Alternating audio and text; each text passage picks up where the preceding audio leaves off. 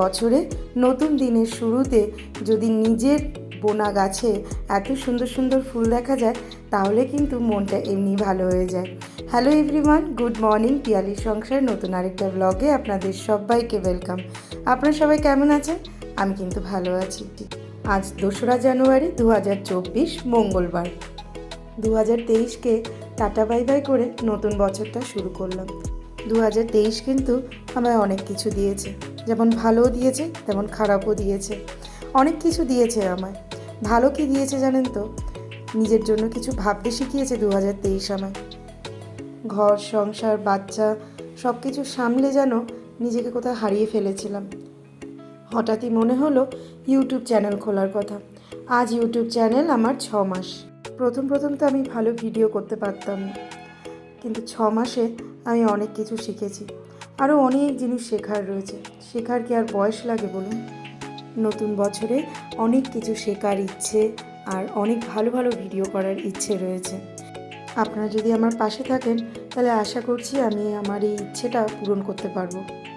আপনাদের একটা লাইক, একটা কমেন্ট আমার মনে অনেক জোর দেয় আর নতুন নতুন ভিডিও করার অনেক ইচ্ছে বাড়ায়।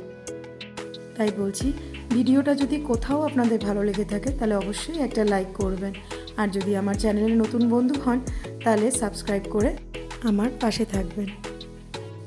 অনেক দিনের লম্বা ছুটি কাটিয়ে আজ থেকে শুরু করলাম আবার সংসারের দৌড়াদৌড়ি। আর এই সংসারের দৌড়াদৌড়িটা কিন্তু তখনই শুরু হয় যখন বাচ্চার স্কুল, বরের অফিস এগুলো থাকে। না, সংসারের দৌড়াদৌড়িটা তো রোজই থাকে, কিন্তু যদি স্কুল আর অফিস বন্ধ থাকে তখন মনে হয় না একটু লেট করে উঠি, এই করছি এই করব, এই একটা ব্যাপার চলে আসে। আজ থেকে মামামের স্কুল, সন্তুর অফিস দুটোই খুলে গেছে, তাই সাত সকালে উঠেই সংসারের কাজে লেগে পড়েছি। অনেক দিন ছুটি ছিল তো, তাই মনে হচ্ছে যেন আজও আমার এনার্জি নেই, আর মনে হচ্ছে যেন কোথাও আমি লেটও রান করছি জানেন। ওয়াশিং মেশিনে জামা কাপড়গুলো কাচা ছিল, তাই ভাবলাম ওগুলোই সবার আগে মেলে দিই।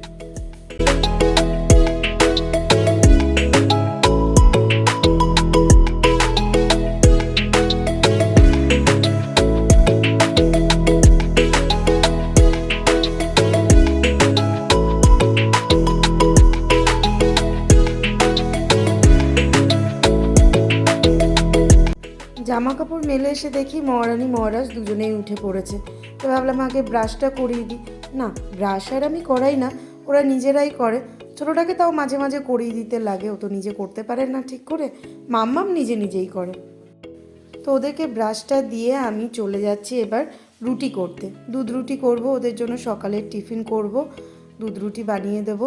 আর মাম্মাম যেহেতু স্কুলে যাবে তাই ওকে টিফিনও দিতে লাগবে। চলুন তাহলে দুধ রুটিটা বানিয়ে ফেলি। সন্তুর জন্য রুটি করব, মানে ওকেও ব্রেকফাস্টে রুটি দেবো, রুটি আর তরকারি। কিন্তু ভাবছি এখন করব না, ও তো মামামকে স্কুলে ছাড়তে যাবে, স্কুল থেকে ছেড়ে আসুক, তারপরে ওর জন্য গরম গরম রুটি বানিয়ে দেবো।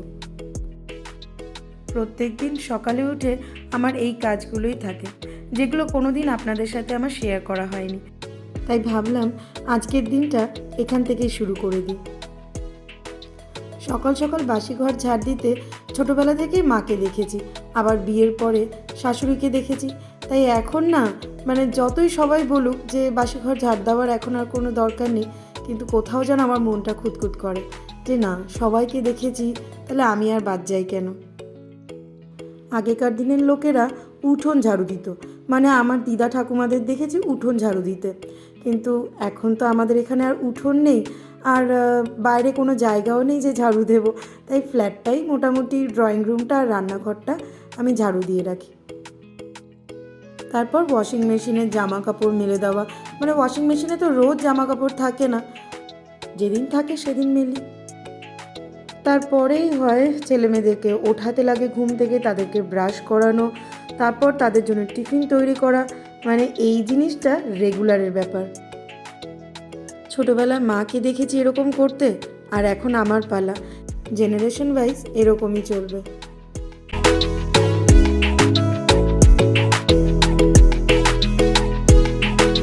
দুধ রুটি হয়ে গেছে আর ভিজিয়ে রেখে দিয়ে এলাম, আর এখন আমি মাম্মামকে রেডি করাতে বসলাম। কারণ দুধ রুটিটা ভিজিয়ে রাখলাম, কারণ মাম্মামকে রেডি করাতে করাতে দুধ রুটিটা একটু ঠান্ডা হয়ে যাবে, ওদের খাওয়াতে একটু সুবিধা হবে, তাই আগে থাকতে ভিজিয়ে রাখলাম।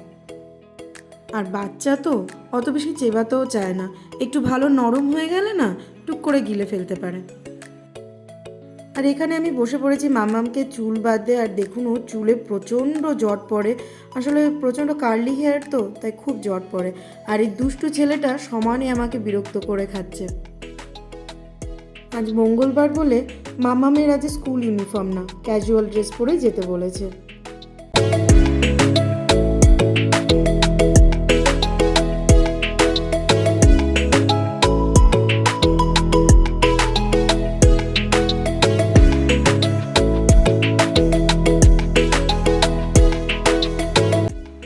মাম্মামকে রেডি করিয়ে দিলাম, এবার বসে পড়েছি সব থেকে বড় কাজ করতে। কি জানেন তো, খাওয়াতে। মানে বাচ্চাদের খাওয়াতে কিন্তু বেশ অনেকটা টাইম লেগে যায়। তাই আমি একটা উপায় বার করেছি, দুজনকে আলাদা আলাদা করে না খাইয়ে দুজনকে একসাথেই খাওয়াতে বসাই। আর তাতে জানেন তো আমার টাইম কিছুটা কম লাগে, আর একজনকে খেতে দেখলে আরেকজনও বেশ টপাটপ খেয়ে নেয়। প্রবলেম হয় দুপুরবেলাটা, মানে মাম্মামকে তো আমি সকালেই খাইয়ে দিই, কারণ স্কুলটা দেরি হয়ে যায়, ওই জন্য আমি সকালবেলাটা খাইয়ে দিই।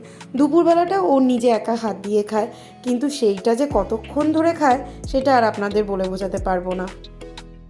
আর তখনই লেগে যায় যুদ্ধ, মানে দুপুরবেলা মাম্মামের খেতে কিন্তু প্রায় ঘন্টাখানিক টাইম লেগে যায়। তাড়াতাড়ি করে খাইয়ে দাইয়ে এবার মেয়েকে স্কুলে পাঠানোর পালা। এবার দেখুন আমার ছেলেও কিন্তু চলে গেছে, আর সে কিছুতেই আর ঘরে ঢুকবে না, জুতো নিয়ে একেবারে ঢুকে পড়েছে লিফটে। মানে সেও স্কুল গেছিল, স্কুলে ওর দিদিকে ছেড়ে ওর বাবার সাথে আবার ফেরত চলে এসছে। বসিয়ে দিয়েছি চা। আমাদের ঘরে কিন্তু প্রত্যেক দিন 1 কাপ চাই হয়, মানে আমি যেহেতু চা খাই না, আমার হাজবেন্ডই প্রত্যেক দিন সকালে চা খায়, তাই ওর জন্য প্রত্যেক দিন সকালে 1 কাপ চাই হয়।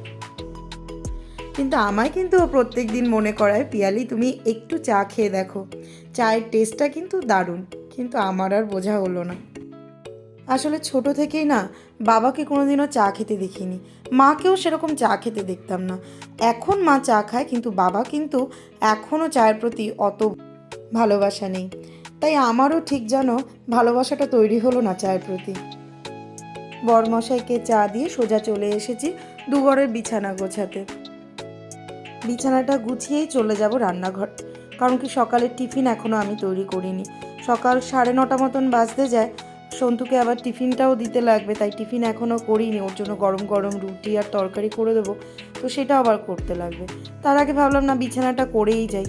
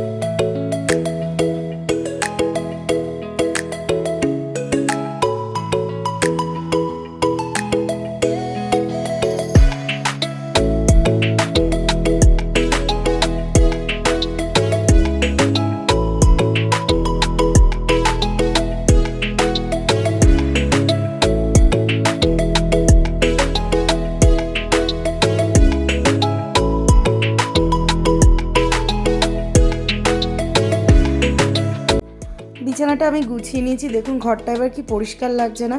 আর ঘর একটু পরিষ্কার দেখালে না নিজের যেন থাকতে ভালো লাগে। চলে এসেছি টিফিন বানাতে, মানে সন্তুকে টিফিন করে দেবো। তো ভাবলাম কুমড়ো রয়েছে, তাই আলু কুমড়ো দিয়ে একটু ছক্কা বানিয়ে দেবো, আর গরম গরম রুটি। আর আজকে দুপুরে করব হচ্ছে ডিমের রসা, তাই আলু আর ডিম আমি সেদ্ধ বসিয়ে দিয়েছি। আর এখানে আমি শুকনো ডাল করব, কালকেকার ডাল ছিল, সেই ডালটা একটু শোকাবো, তাই সরষের তেলের মধ্যে ডালটা দিয়ে দিলাম, চটপট শুকিয়ে যাবে। আর সন্তু নিয়ে এসেছিলো ডাঁটা শাক, আর দেখুন ডাঁটা শাকটাকে আমি কেটে ধুয়ে গরম জলে ভিজিয়ে রেখেছি, ডাঁটা শাক করব। এইদিকে আমি মাম্মামদের ডিমের ঝোল করছি, মানে পাপা আর মাম্মামদের জন্য, আর ওইদিকে আমি আমাদের জন্য, আমার আর সন্তুর জন্য ডিমের ঝোল। আর এখানে আমি ডাঁটা শাক বসিয়ে দিয়েছি, ডাঁটা শাক হয়ে গেলে আমার রান্না কমপ্লিট। আর এখানে দেখুন ওদের দুজনকে দিয়ে দিয়েছিলাম খেতে পাকা পেঁপে, দুজনে বসে বসে বেশ সুন্দর খাচ্ছে। আমার বেশ ভালোই লাগলো। পাপান আমার নতুন বছরে নতুন জিনিস শিখেছে, কি জানেন? কাঁটা চামচ দিয়ে ফল খাওয়া। দেখুন কি সুন্দর উঠিয়ে ফেলেছে। আমি তো ভাবতেই পারিনি ও এত তাড়াতাড়ি কাঁটা চামচ দিয়ে ফল খাওয়া শিখে যাবে। চলুন, শিখে গেছে এই অনেক। এবার পালা স্নান, খাওয়া দাওয়ার, পুজো। ফিরে আসছি তারপরে। হ্যালো, তো ফিরে এলাম স্নান খাওয়া দাওয়া সেরে, তারপরে ফিরে এলাম। আর কি বলুন তো, সারাদিন সংসারে কাজ করে করে মানে একঘেয়ে কাজ করে যাচ্ছি, তো একটু বলতে পারেন একটু বেশি আমি ক্লান্ত হয়ে পড়েছি। মানে কাজ করারও কোনো এনার্জি আমি পাচ্ছি না। শুধু যতটুকু এনার্জি পাই না, এই যে পুচকুটার জন্য এনার্জি পাই, জানেন তো, এই পুচকুটার জন্য শুধু আমি এনার্জি পাই। তো তখন থেকে খ্যান খ্যান করছে, ওদের ঘুম পেয়ে গেছে, তোকে ঘুম পাড়াবো। তার আগে ভাবলাম যে ব্লগটা একটু শেষ করে যাই, আপনাদের সাথে টাটা বাই বাইটা করে যাই।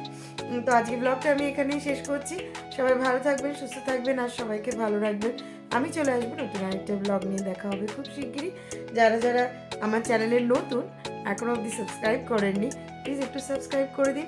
আর যদি ভিডিওটা ভালো লেগে থাকে তাহলে অবশ্যই একটা লাইক করে দেবেন। Thank you for watching my video. দেখা হবে খুব শিগগিরই নতুন আরেকটা ব্লগে। টাটা টাটা করো পাপা, টাটা করো।